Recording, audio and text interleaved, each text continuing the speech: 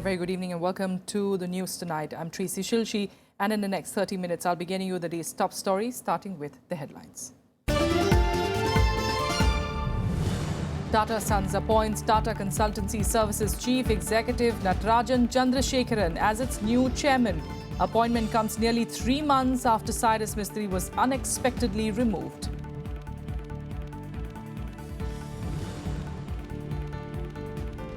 BJP and Congress announced their first lists of candidates for Punjab and Goa elections, both states to have single-phase elections on the 4th of February.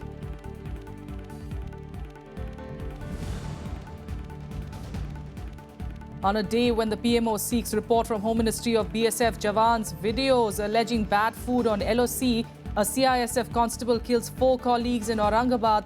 Initial reports claim he was upset about being denied leave.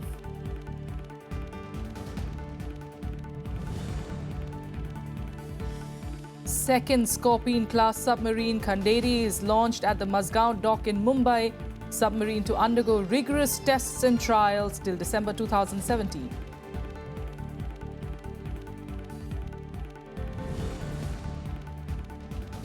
And the United States Senate moves to dismantle ObamaCare.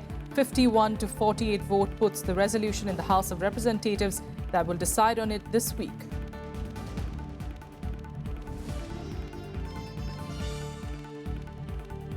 First, the top story this evening. Tata Sons today named Natarajan Chandrashekaran as their new chairman. Chandrashekaran was the chief executive of Tata Consultancy Services. The decision comes 3 months after the $100 billion conglomerate ousted Cyrus Mistry and appointed Ratan Tata as its interim chairman in October. Rajesh Gopinathan, in fact, will be replacing Chandrashekaran at TCS. Chandrashekaran was the choice of a 5-member selection committee of Ratan Tata, TVS Group Chairman Venu Srinivasan, Bain Capital's Amit Chandra, Ronan Sen and Lord Kumar Bhattacharya. Chandrashekaran has spent his entire career at Tata Sons after joining TCS in 1987. So he's a remarkable choice in my opinion, and he's a great leader. He's a Tata man, Tata lifer. I've worked very closely with Chandra. And I think it's absolutely the perfect choice. Well, for more on this and, of course, reactions that's coming in from India Inc., we've got Sailesh Haribhakti, who's the chairman of BDO Consulting Private Limited, joining us, in fact, on the phone line. Sailesh, this is, of course, he is, of course, going to be the first non-Parsi chairman of Tata Sons. What's the kind of reaction that we're getting from India Inc.? I think this is a fantastic move made by the Tatas. All of us are extremely happy to welcome Chandra as the new face of the Tata Group. I think he will be a tremendous influence on bringing the group back to its equilibrium and taking it forward on the very fast path of growth, renewal, and enhancement of shareholder value. Sailesh, after, like you're pointing out, of course, when the news, of course, broke in October that Ratan Tata is going to take over again from Cyrus Mistry, there was, of course, a lot of news around it. One, of course, that came out of it is the impression that we always had of the Tatas, everything going well. But, of course, that wasn't the case. Can Chandrashekaran actually alleviate, the company from the pits that it fell as far as the image is concerned? Yeah, he has to deal with the whole group. He has to strategically manage the way every company in the group will come out of the difficulties that some of them were facing. And I think he has the competence, the independence, the professional approach, the experience, and the competence, and above all, the goodwill of people of India. And I think that's what's going to make him empowered to actually take the group to where it belongs, which is back to the top. And he is, of course, going to be taking over from the 21st of February, is what reports are, of course, saying. And how much of a pressure do you think, apart from, of course, just internally, trying to get the entire family together, the Tata family together, how much of a pressure do you also feel he faces from the outside, especially now after the events that have been taking place the past 3 months. Tata Sons, of course, a company which has been, of course, in the limelight, but this time, of course, for all these reasons, how much more pressure does a chairman like him actually face? So actually, the way I see it is that all the issues have been so clearly delineated, whether they are personal issues, family issues, governance issues, the challenges of what to do strategically with some of the companies. All of the issues are so well delineated, and he has so much of empowerment that he now just has to make the most rational and most mature choices and just move forward. So I think he has the ability to really create fabulous momentum, and I'm sure he will grab this opportunity with both hands and run with the ball. All right, we'll leave it there for now. Sailesh, thanks so much for joining us on this story. Thank you. Meanwhile, let's head on to some politics. And the BJP and Congress released their first list of candidates for the upcoming assembly polls in both Punjab and Goa. This is the first list of candidates from both parties for the two states. Both the Congress and the BJP on Thursday announced their first list of candidates for Punjab and Goa. The BJP, which is fighting the Punjab polls in an alliance with the Shiromani Akali Dal, has announced 17 candidates out of the 23 seats it has been allotted. Of these, 5 are sitting MLAs. Punjab के चुनाव में हम लोगों ने कोशिश की है कि समाज के सभी वर्गों का प्रतिनिधित्व हो और साथ ही साथ चुनाव में प्रत्याशी जो हमारे हैं उनको हम जो अच्छे प्रत्याशी चुनाव की दृष्टि से हमारे इसमें भाग लेंगे उनकी मैं लिस्ट आपके सामने पढ़ता हूं. Besides Punjab, both parties have also released their first list for Goa. Congress released a list containing 27 names, retaining its 6 sitting legislators as nominees. The other 21 candidates comprise both old and new faces. BJP's first list for the state contains 29 names, including current Chief Minister Lakshmikant Parsekar and 18 sitting MLAs. However, the party has not announced the chief ministerial candidate for Goa yet. संसदीय board के बैठक में चर्चा होती है. अभी चुनाव समिति की बैठक की चर्चा होती है. अब चुनाव समिति में कैंडिडेट्स की चर्चा होती है, प्रत्याशियों की चर्चा होती है, वो हुई है. Besides the assembly polls, the BJP has also announced Rajendra Mohan Sena's name for the Lok Sabha by-poll for Amritsar. The seat was vacated due to Captain Amrinder Singh's resignation.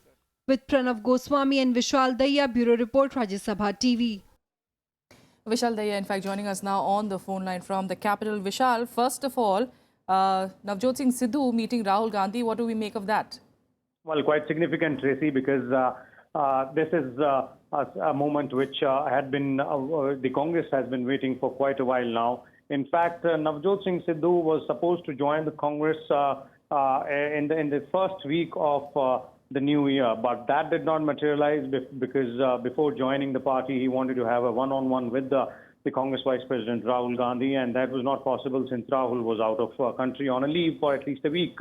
That is why this has been delayed, and this is something which the Congress says was just a formality, and Navjot Singh Sidhu will finally be joining the ranks maybe in a day or two. They're looking for some auspicious occasion to go ahead and announce that particular decision. But the party sources say, and in fact, Navjot's wife, Navjot Kaur, who was a sitting MLA from the BJP from Amritsar East constituency, has already gone on record saying that this time her husband, that's Navjot Sidhu, will be contesting from that particular seat on the Congress ticket. And talking about that Congress ticket, the contestants, the candidates list out today, of course, not just of the Congress, but the BJP as well. We were talking about how both these states, Goa and Punjab, are going to be crucial as far as the fight's concerned, because it's going to be triangular, with the Aam Aadmi Party now posing a big challenge. Well, yes, it is going to be a triangular contest, not only in Goa, in Punjab also. And this is going to be for the first time that both states will witness, a triangular contest wherein the third force in question is also a very formidable political opponent for both Congress and BJP. The Aam Aadmi Party seems to have made inroads both in Goa and Punjab. In fact, from Punjab, they have 4 sitting members of parliament from the state. So clearly that is an leg up for Aam Aadmi Party. As far as ticket distribution and announcement of candidates is concerned, well, once again, the Congress Party has been lagging on this front. In fact, they're yet to announce 17 of their candidates for the 117 assembly seats in Punjab. And not much time is left before the actual nomination process comes to an end. In fact, the opponents, Congress's political opponents, that's the Shiromani Akali Dal's top leadership today, has filed their nominations, and the process has begun for some of the Aam Aadmi Party candidates as well. So the Congress Party, which is hoping to make a comeback in the state after 10 years, will have to rather go ahead and pull up their socks as far as putting the candidates on the ground is concerned. And also, the strategists are grappling with the rebel factor in the Congress because there were several leaders from Shiromani Akali Dal and Aam Aadmi Party who had jumped ship to Congress. Some of them were accommodated, some of them could not be accommodated, and that has led to some heartburn amongst the local Congress cadre. So that's another front on which the Congress strategists will have to put up some fight. All right, we'll leave it there for now. Vishal Daya, thanks so much for joining us on this story. Let's head on to more news. And the Election Commission, in fact, has censured BJP leader Sakshi Maharaj over his population control remark. The Commission had earlier issued a notice to the BJP MP asking why action should not be taken against him for his controversial statement. The EC in the notice said that prima facie, the MP from Unnao in poll-bound Uttar Pradesh has violated the model code which came into force on the 4th of January following the announcement of assembly polls in 5 states. Sakshi Maharaj on the 6th of January had indirectly blamed Muslims for the population growth of the country at a public meeting in Meerut. Meerut police has also filed an FIR against him on Saturday. The BJP MP's remarks come days after the Supreme Court ruled that political parties and candidates cannot seek votes in the name of religion or caste. अगर मेरे उत्तर से चुनाव आयोग संतुष्ट नहीं होगा, मुझे फिर बुलाएगा, मैं फिर जाऊंगा। मैं चुनाव आयोग का सम्मान करता हूं, न्यायपालिका का सम्मान करता हूं। चुनाव आयोग भी चाहता है कि चुनाव निष्पक्ष हों, हम भी चाहते हैं कि चुनाव निष्पक्ष हों, हम भी चाहते हैं कि सौहार्द बढ़े, चुनाव भी चाहता है कि सौहार्द बढ़े। आपको पता है कि झगड़े कौन कराता है। मैंने तो कभी भी ये नहीं सोचा कि नोटिस मुझे क्यों मिला। All right, now the second Scorpion-class submarine, INS Khanderi, was launched today at the Mazgaon Dock in Mumbai. The submarine has superior stealth and ability to launch a crippling attack with torpedoes and tube-launched anti-ship missiles, both underwater and on surface. The stealth features will give INS Khanderi invulnerability unmatched by many submarines. Minister of State for Defence Subhash Bhamre presided over the function, and the submarine was launched by his wife. Chief of the Naval Staff, Admiral Sunil Lamba, was also present on the occasion. The induction of Project 70, it reflects great stride the nation has taken in indigenous.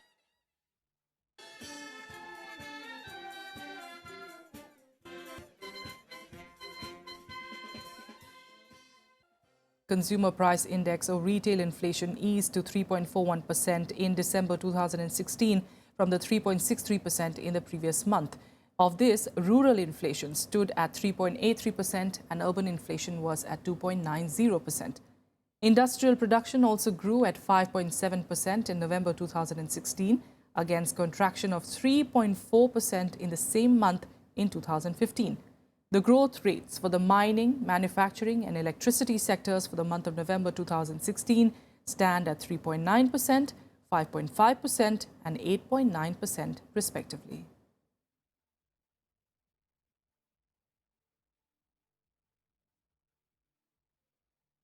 With a quick break here, more national international news follows in a bit. Stay with us.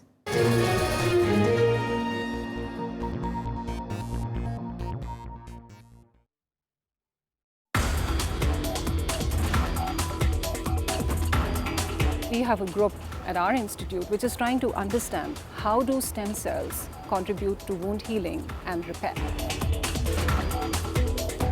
The group that I'm in is actually one of the younger groups in the sense that it started more recently, and it's a group which studies basically how cells determine what they are going to be. People who are trying to understand how cells make food and how do they utilize their resources, how do they deal with less resources. Watch Eureka with Senior Professor Apurva Sareen in STEM NCBS Bengaluru, only on Rajya Sabha Television.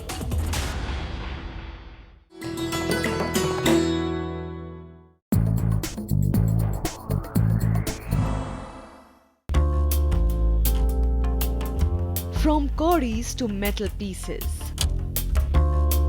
Indian currency has seen many changes. The earliest punch-marked coins came from Gandhar.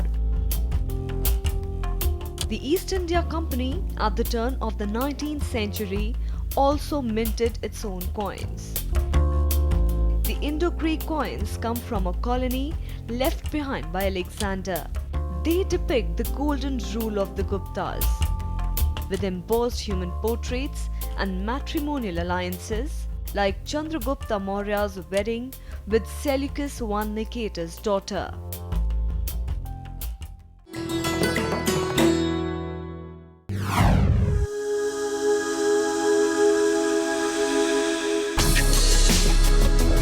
Tales that inspire. Stories of social change. A salute to diversity. Promoting public discourse. Events that motivate. Inspiring the innovative spirit. Watch Rajya Sabha television documentaries.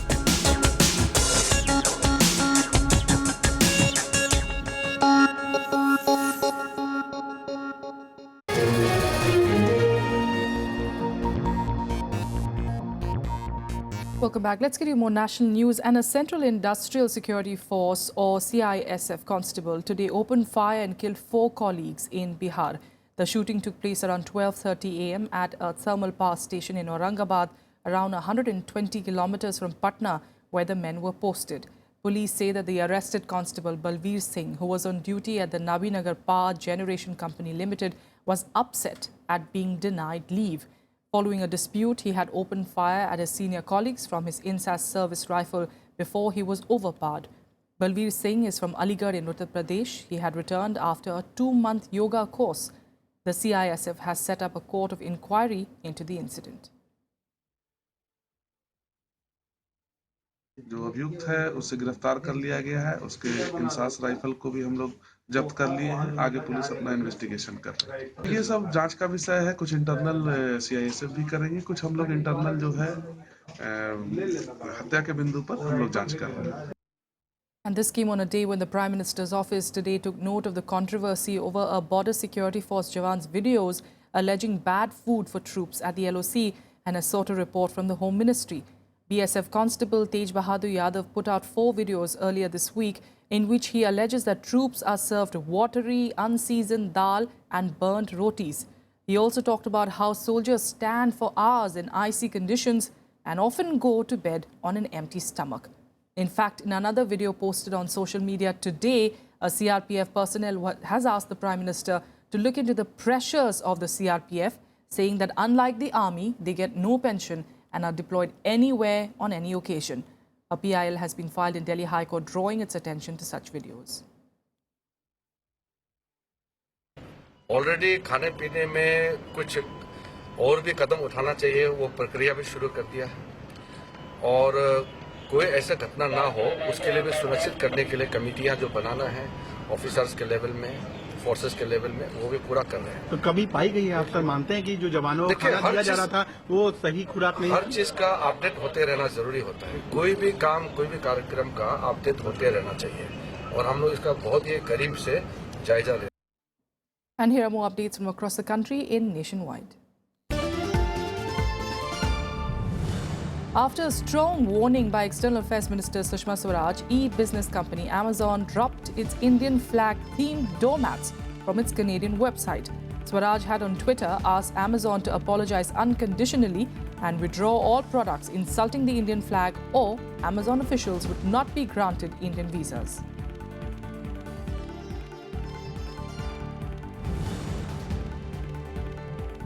The Supreme Court has asked the centre to set up a statutory mechanism to deal with citizens' complaints against TV and radio programs.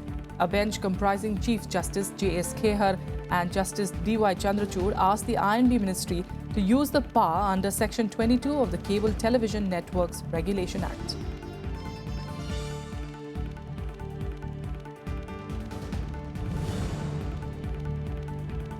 The Apex Court also rejected a plea seeking to allow the controversial sport Jallikattu played during Pongal festival in Tamil Nadu. The bench said that it is unfair to ask for an urgent order. The Apex Court, however, said that the draft of the judgment has been prepared, but it was impossible to deliver it before Saturday when Jallikattu is to be organized.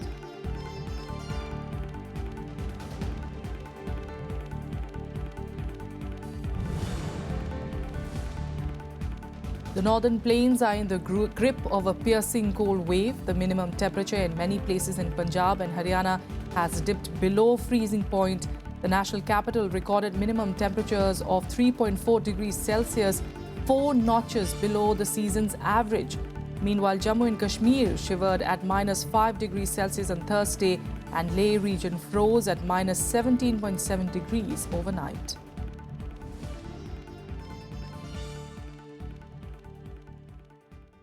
All right, now to international news. And in the US, the Senate has taken the first major step towards repealing the Affordable Care Act after a marathon voting session that started on Wednesday evening and extended into early Thursday. Following the 51-48 vote, the resolution will now go to the House of Representatives that is expected to vote on it this week. Republicans say the process of repealing Obamacare could take months and developing a replacement plan could take even longer. However, they are under pressure to act fast, as US President-elect Donald Trump on Wednesday said the repeal and replacement should happen essentially simultaneously. Republicans have launched repeated legal and legislative efforts to unravel the law, criticizing it as government overreach. They say that they want to replace it by giving the states and not the federal government more control. Obamacare is the Democrats' problem. We are going to take the problem off the shelves for them. We're doing them a tremendous service by doing it. We could sit back and let them hang with it. We are doing the Democrats a great service. And here are more international news updates in Global Buzz. Samsung heir Lee Jae-yong was today grilled by South Korean prosecutors.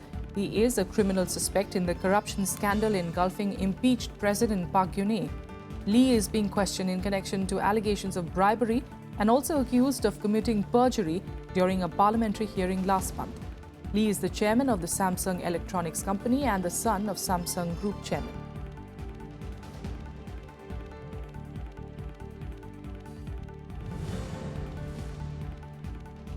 Donald Trump's Secretary of State pick, Rex Tillerson, has opposed the blanket travel ban against Muslims.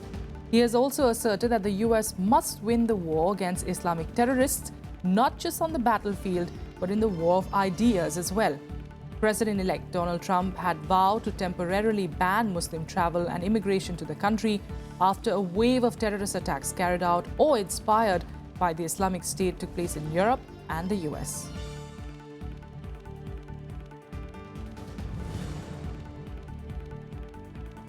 China today emphasized mutual respect and cooperation with the US. The move comes in response to tough talk from Donald Trump's pick for Secretary of State Rex Tillerson, who said that the administration will block Chinese access to its fortified man-made islands in the South China Sea. Tillerson presented a sharply more confrontational tone that diverged from the Obama administration's focus on cooperation with China.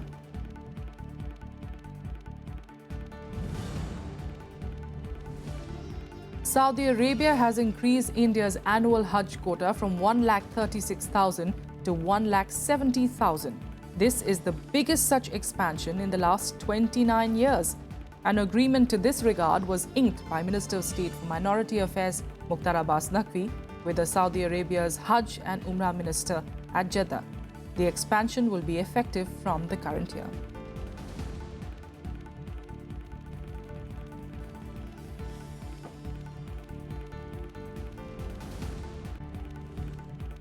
And finally now, let's get you all the sporting action in Sports Beat.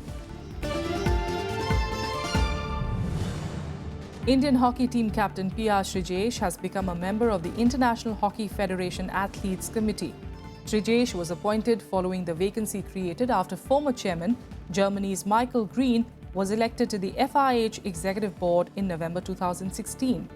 The committee comprises 8 current and former hockey players who will mediate to ensure that athletes have a voice in decision-making.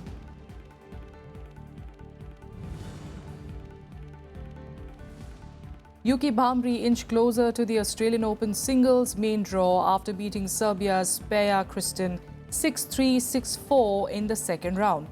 Bhamri broke Kristin once in each set and remained solid throughout. He will next face America's Ernesto Escobedo, who brushed aside Tatsuma Ito from Japan 6-1, 6-3 in the second round match. World number 1 Andy Murray and Angelique Kerber have been named top seeds for the next week's Australian Open, with organisers aligning with the current rankings. Murray is chasing his first title at Melbourne Park after losing in the final 5 times, including 2011, 13, 15 and 16 to Serbian rival Novak Djokovic, who is seeded 2.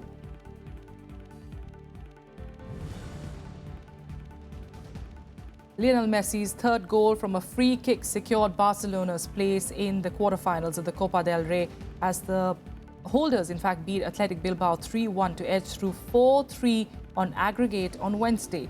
Luis Suarez's 100th Barca goal and Neymar's penalty cancelled out Athletic's 2-1 first leg lead, but Enric Saborit's header 6 minutes into the second half had the tie headed for extra time.